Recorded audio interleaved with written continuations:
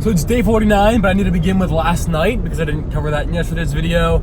I actually got a flat tire, which really sucks.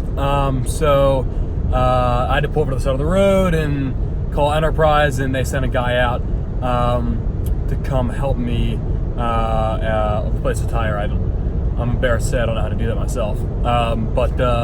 Anyway, we got it fixed up, and then I made it to the hotel. Grimiest hotel I've stayed in so far in this trip. It just, the front office smelled like weed, and my room smelled like cigarettes. It was disgusting. Anyway, got up in the morning, and obviously can't drive that far in the spare tire, so I just took it to the Enterprise place in Phoenix, or one of the many, and they switched out my car for me, so I'm in a Jetta now. A little bit smaller, but I don't mind. It's pretty nice. I have less stuff now anyway, because I've kind of gone through a lot of the food. So I spent the day in Phoenix mostly. It was really nice. I went to the Hearn Museum, which is like this, showcases like Native American art and different Native American stuff. They actually had a really cool exhibit on the like boarding schools they sent a lot of Native American children to. They would pull them from the reservations from their parents, send them to these schools, and it's really interesting because it's like heartbreaking to hear the stories about these kids, but then you kind of you learn about like some of the intent behind these schools, and it's not, you might call it like, genuine empathetic humanism that was motivating the creation of these schools. It was just a little misguided. Like forget his name, but he's a general that ended up starting this school out near Carlisle, Pennsylvania, and his the sort of motivation for the school was that he thought that Native American culture was less than civilized and beneath sort of white European culture, and so the idea was to save the people, destroy the culture. Sort of a misguided humanism, which is sad because it's, I think I think that guy's heart might have been in the right place, even though he kind of held those racist beliefs. So anyway, that was a great museum. I really liked it because I think in a lot of museums, especially art museums, there's a coherence to it that's missing. Like there's a bunch of paintings on walls, and maybe they're organized according to time periods or according to particular styles. But even still, it's just a bunch of different paintings on walls. And so I think this was really cool in that it brought together a bunch of different Native American art with some Native American history exhibits, and it was just really coherent.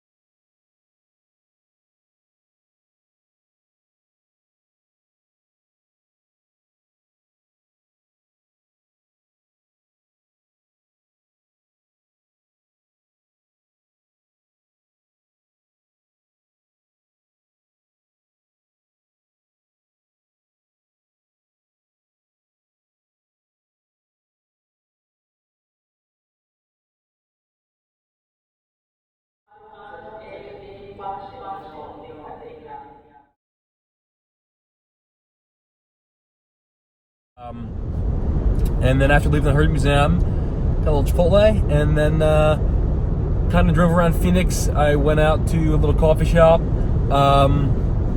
just north of Scottsdale, I guess in Scottsdale, but north of the old town main area. And then I Explored the rest of Scottsdale. Went down like Fifth Avenue, the Arts District, Old Town. Really, really cool. I was really pleasantly surprised by that. Everything in Phoenix is very new, very clean. Yeah, very nice. It's not.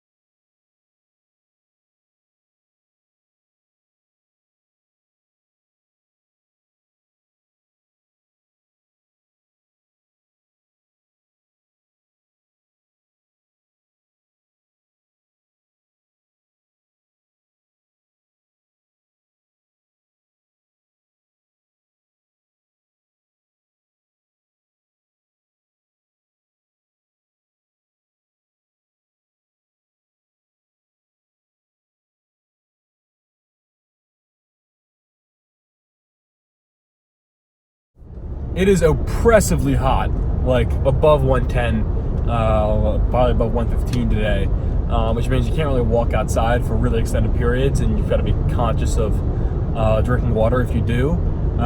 But even still, I think that doesn't damn the city. I think it's got some really cool aspects, and I think it's cool to. It's out here in the desert. Now after leaving Scottsdale, I'm driving up to Flagstaff through the desert and past a bunch of cacti and through some kind of rolling hills and mountains. So yeah, it's a beautiful area. I'm going to stop by Red Rock State Park in Sedona, which I've actually been to before, so I feel the need to like really immerse myself in it, but I do want to see it again. It's a beautiful, beautiful area.